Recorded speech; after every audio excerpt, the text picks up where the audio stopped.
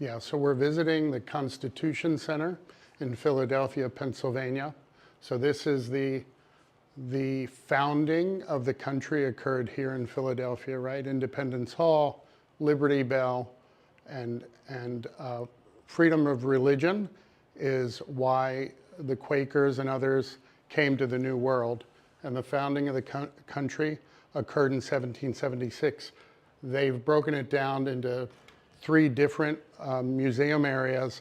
And the one we're in currently has to do with slavery and the additions to the Constitution after the founding. So this doesn't really occur until President Lincoln takes the presidency, and that's in 1860 or so. And let me give you guys a little bit of an introduction. So this is the Civil War and Reconstruction exhibit. So this gallery mainly touches on the 13th, 14th, and the 15th Amendments of the Constitution of the United States. As you go on, we'll talk about the Civil War and Abraham Lincoln and how he helped reunify the nation, which is a house that's divided, which cannot stand, as he said.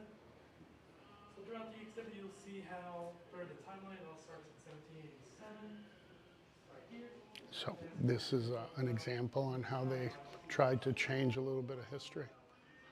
And what I mean by that is they As you go, we also talk about the secession, like the succession of the states. South Carolina was the first to go. There's also little games. There's a whole wall of artifacts. And then it'll cover on the 13th, 14th, and the 15th Amendments. There is a little exhibit at the end of the, there's a little video at the end So of the this is a photo of President Lincoln, and this has to do with the Civil War, and this was the disagreement between the North and the South over slavery, and this occurred in 1861 through 1865, where the North did not want to have slavery as part of the United States, and the South that did want to have slavery, and that's what created the Civil War part of the country.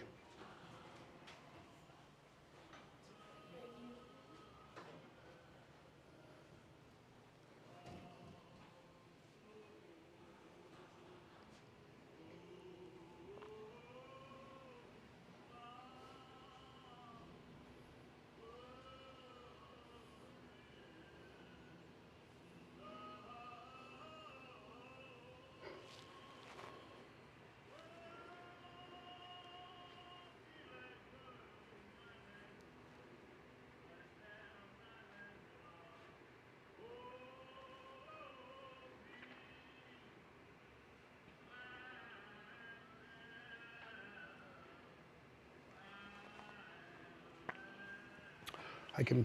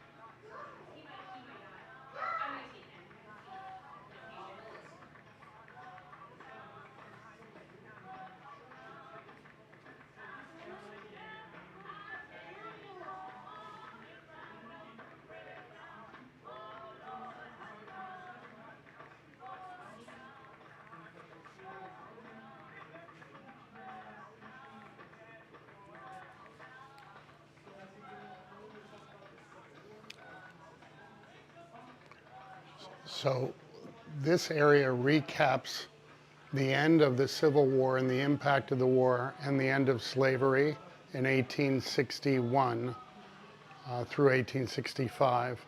The different surrenders, the different generals, what occurred during the Civil War, and where the battles were fought.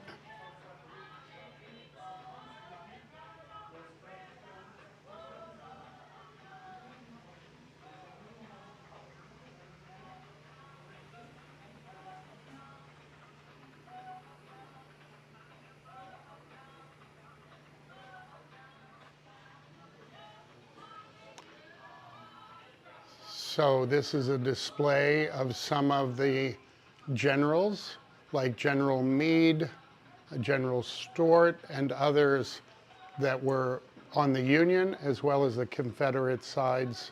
The Union stands for the North, or the no slavery part of the United States, and the South was the we won slavery and we're going to go to war to secede from the Union, and that's why the Civil War occurred. And it took many years to come back together after the Civil War, but this depicts some of the weapons and some of the hardships that people went through during that period in our history. This then talks about the Reconstruction period. So this is where there were additional amendments to the Constitution that ensured that there would never be slavery again. And it started to rebuild the country in a unified way, and they call this the Reconstruction period. So Reconstruction was to define who was a citizen, what rights they had, as well as the right to vote and who had those rights.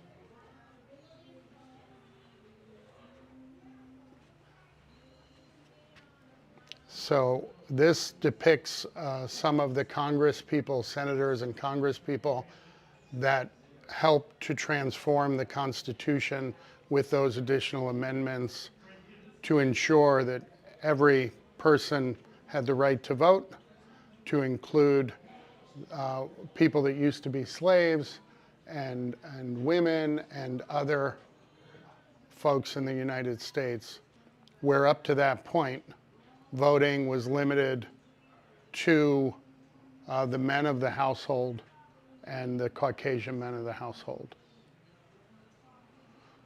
So what we have here, it looks to be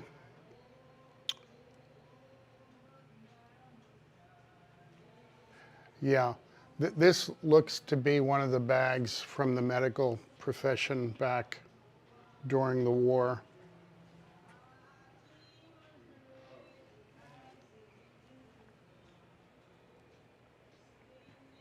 So this is the constitutional amendment that abolished slavery. This is the 13th Amendment. Again, this is somewhere after 100 years of being a country. So 1860 is when they passed the 13th Amendment that abolished slavery to ensure that it would never occur again. And this display talks about getting to that point in the country's growth and passing this amendment to the Constitution.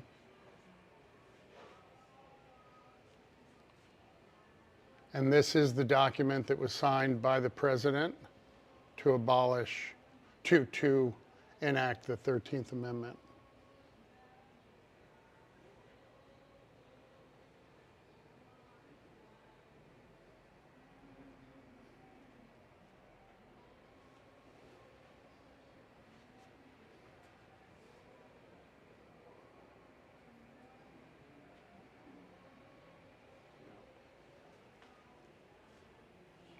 So part of the amendment, it had to do with slavery, but it also had to do with the right of women to vote. So that was all encompassing in this amendment when it went on to get ratified by Congress. in that time frame. And there was a lot of debate, and there were a lot of the things they wanted to right from the past that were incorrect, that they tried to weave in to this amendment. And amendments are very difficult to pass in our republic because you need 2/3 of the Senate to vote on an amendment, but it did pass. And this has to do with when President Lincoln was assassinated in Ford's Theater in 1865.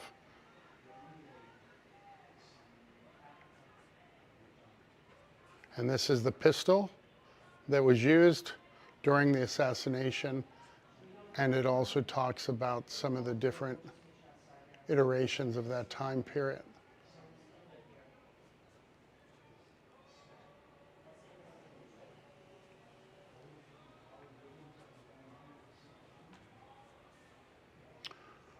So this just shows some of the lives of the slaves, depending on what state that they were located in, and some were soldiers in the North during the Civil War.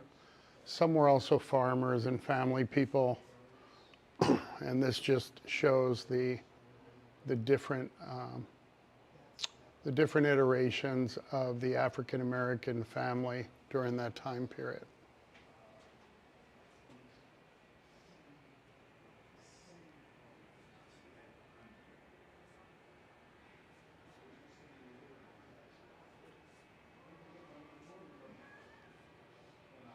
This shows that Congress instituted what's called the Freedmen's Bank, and this was specific to some of the free slaves to allow them loans and to allow them the tools needed to integrate fully into the society after years of being in slavery and being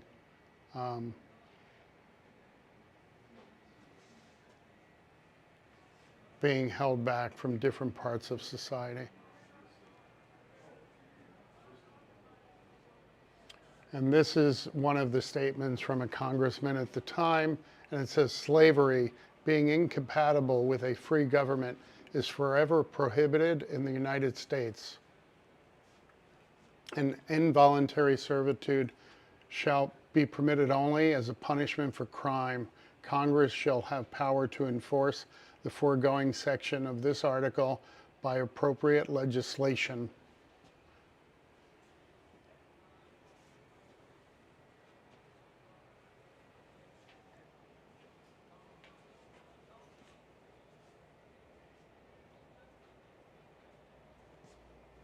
So this is an example of how some of the states had different laws that that sort of held up slavery over the years. And this is an example of a law in Virginia. And many of the southern states had their own laws. And it would highlight that it would be a crime for a colored man to learn or be taught to read, and their children are doomed into ignorance. We are defensiveless before our enemies, and this was something they highlighted that was unjust and unfair at the time.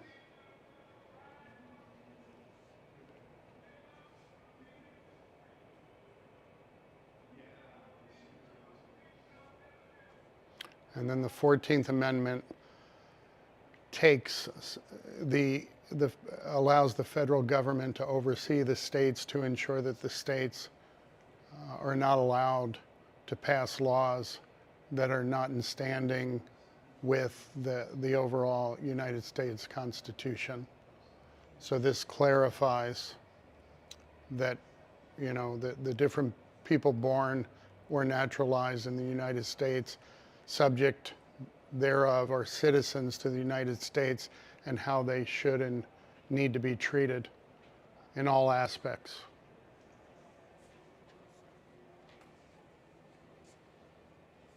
The 14th Amendment has to do with citizenship, liberty, and equality. And all these supporting documents help support and clarify what that means, and to all the people that it represents.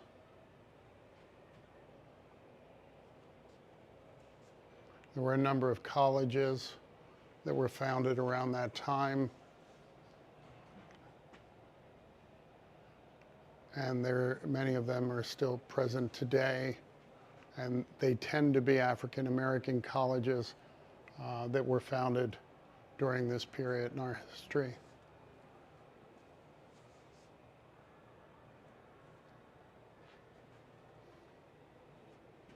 And this also just further defines marriage, community, and the rights of people.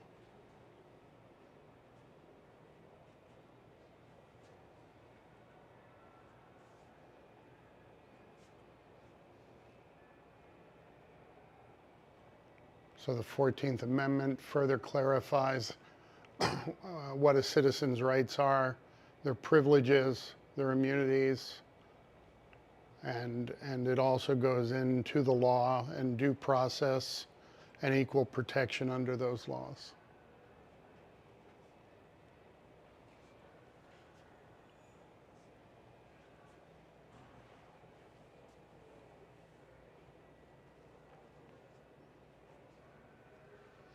And then it moves into the 15th Amendment that has to do with voting rights. And again, from the founding, women did not have the right to vote. So this clarifies that women and colored people and others absolutely have the right to vote if they are United States citizens. And this shores up and clarifies what the founders needed to clarify from the founding of the country. So the 13th, 14th, and 15th Amendments help clarify some of those open questions that people had up to that point in history.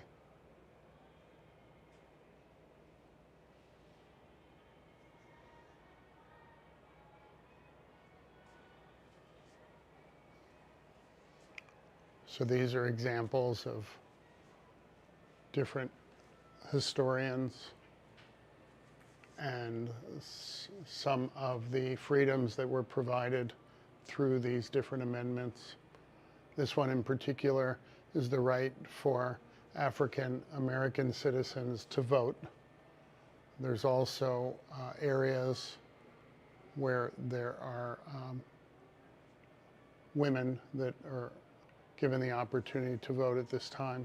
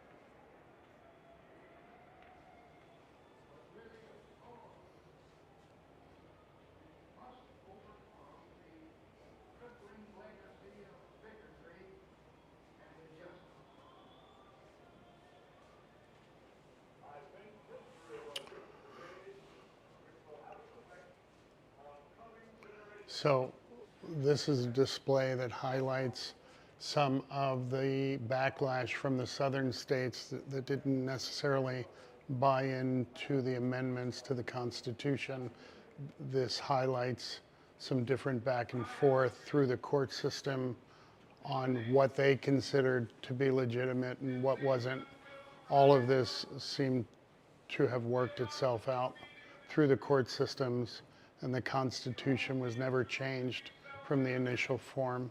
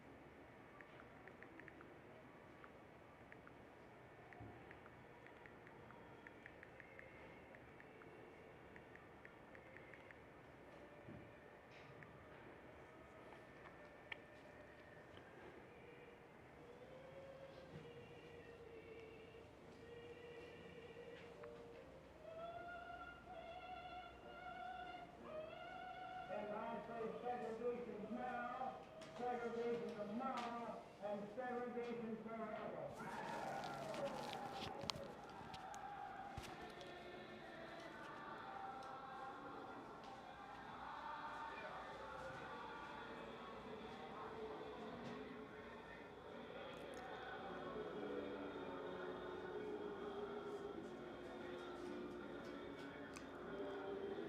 So this is a short documentary on some of what occurred in the late 1950s, early 1960s, when it had to do with southern states and voting laws and discrimination.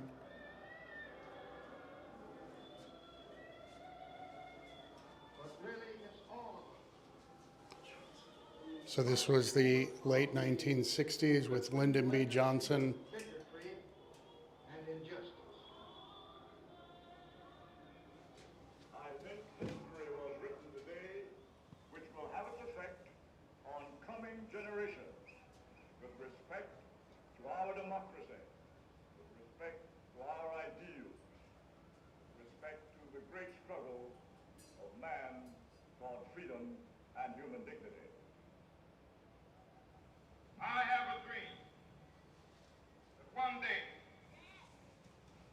this nation will rise up, live out the true meaning of its creed. We hold these truths to be self-evident, that all men are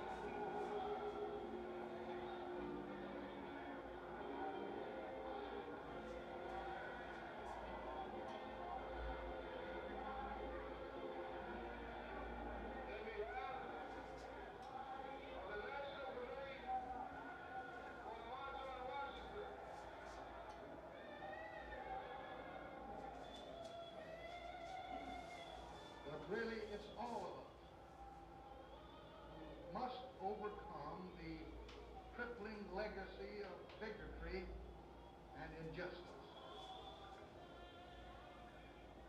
I think history was written today which will have its effect on coming generations with respect to our democracy, with respect to our ideals, with respect to the great struggle of man toward freedom and human dignity. I have a dream that one day this nation will rise up, live out the true meaning of its creed. We hold these truths to be self-evident that all men are created equal.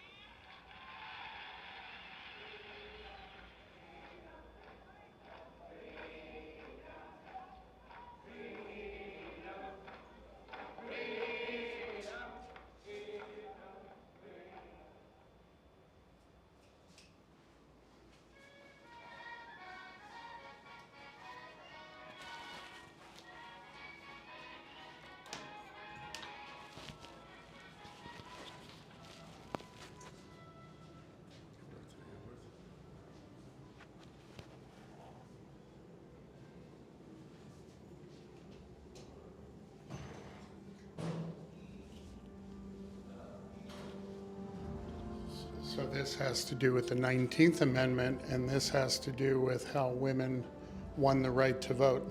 It's called suffrage. And this was a big victory for all women in the United States at the time.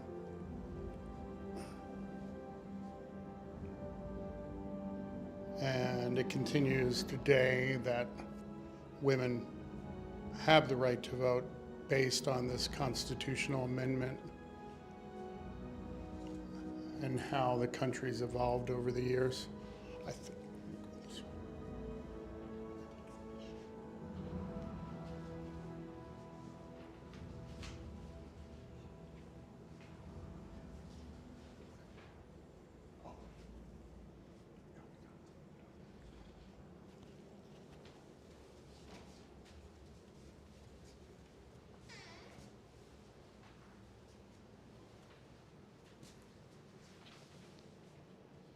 So this gallery is dedicated to the 19th Amendment and the women's right to vote throughout this gallery.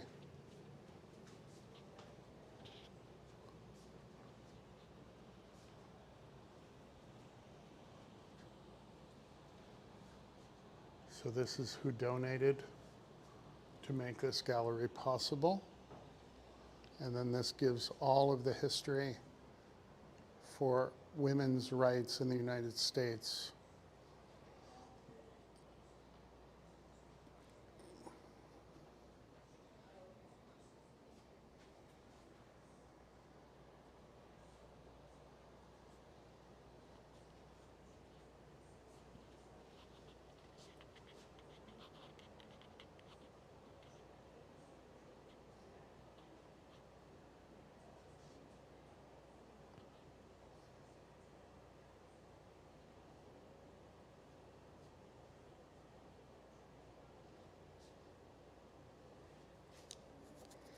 So this display shows that it wasn't just about the right to vote for women. At that time, there were laws against property ownership by women.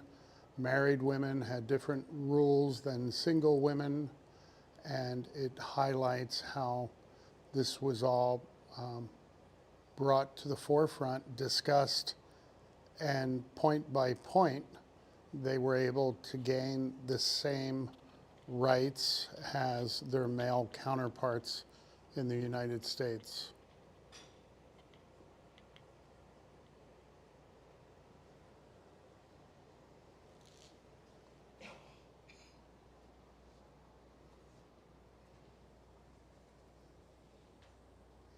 And this talks about one of the first conferences that was a women-only conference to talk about some of the difficulties that they had seen up to this point in the in the forming of the government.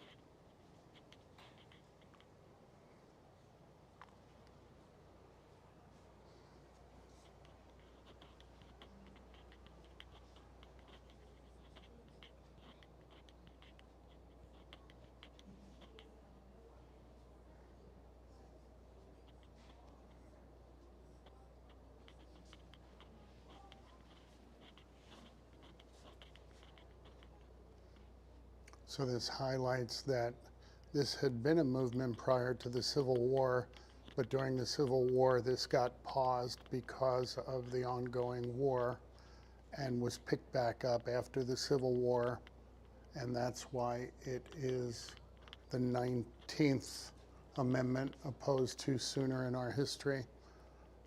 That there had been a movement as early as 1837 to highlight that women should be given the right to vote and the right to own property and all the same rights as their male counterparts.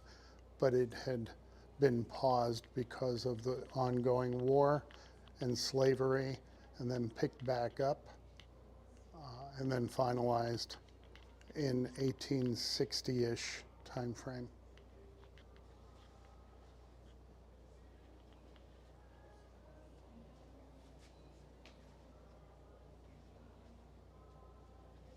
This highlights the post-war emphasis on universal rights made from women's suffrage, and was able to move forward. The country had a more open mind to amending the Constitution at this time.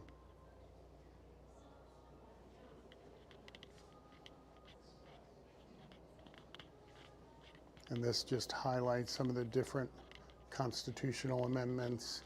And this is the 14th Amendment. It has to do with citizenship, because some of that was unclear at the time. And the 15th Amendment, voting rights for black men.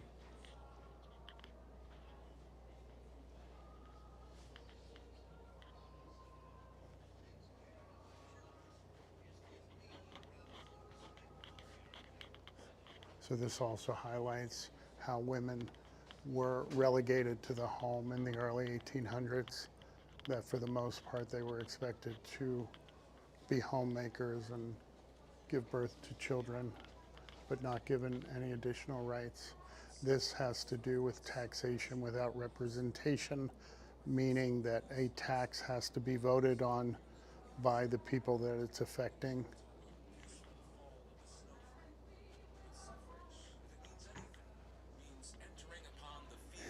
Here are a number of the women, to include Susan B. Anthony, that was at the center of a lot of these struggles. Tension, bitterness, heartburning, excitement, agitation, everything which is adverse to the true character of woman.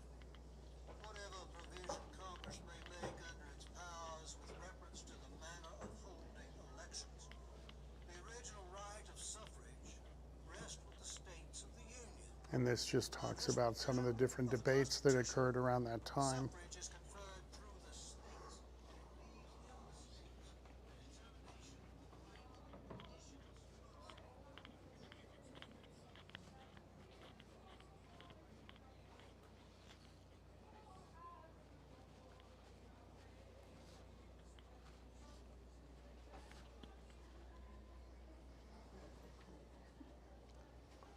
So this is a display that tells you what happened to certain people in certain states when they tried to vote. So this one is New York State, Susan B. Anthony.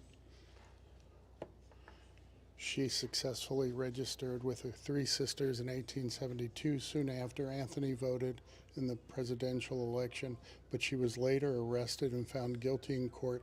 Although she refused to pay the fine, she was never punished for trying to vote at that point, because it wasn't allowed according to the Constitution. And there's other examples here of different states and what happened to them. So this is the state we're in, Pennsylvania. How did Carrie Burnham fight for the vote? She tried to vote in Philadelphia in 1871. She petitioned the courts and ultimately argued her case before the Pennsylvania Supreme Court. The state court ruled that voting was not a right of citizenship prior to the amendment to the Constitution. So there's example after example, depending on the state, of what occurred to people when they tried to vote prior to the constitutional amendment.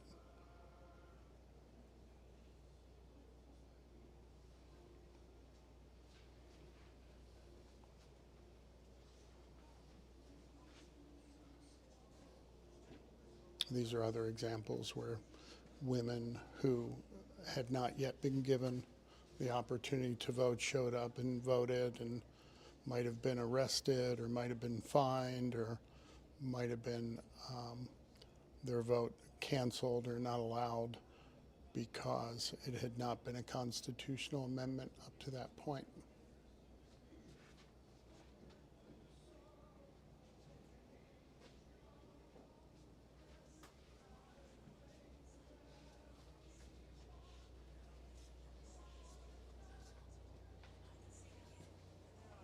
Many more in Georgia who would make that demand openly if they were not so much afraid of their husbands, who declare themselves to be their absolute protectors. If the time comes, as I fear it may, in the course of events, that universal suffrage, unlimited suffrage, shall be given to all people inhabitants of this country, our government will break to pieces of its own weight, will become corrupt and go to pieces. Should we ever reach universal suffrage, this government will become practically a pure democracy. This is an example of some of the debates that occurred between the different politicians leading up to the vote on the amendment.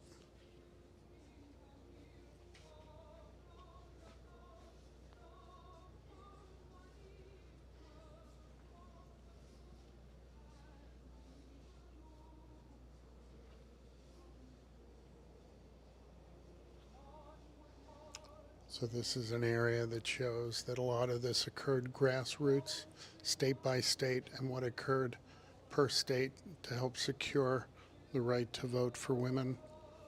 This is an example of Pennsylvania and what occurred in Pennsylvania during that time period prior to the constitutional amendment.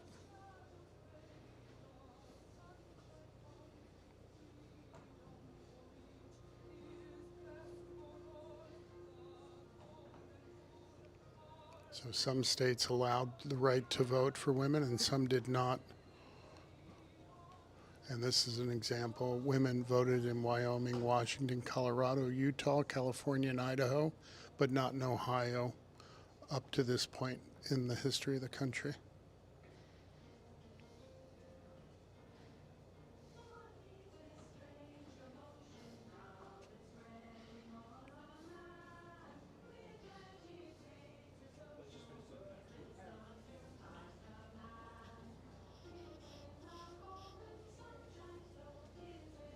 And this just shows some of the grassroots activism that occurred to help women vote and the different organizations that helped progress that.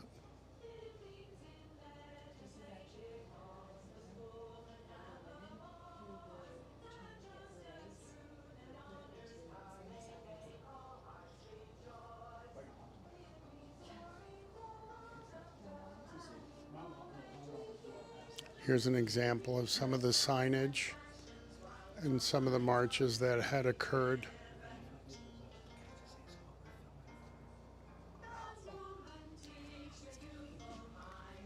She's visiting from Italy.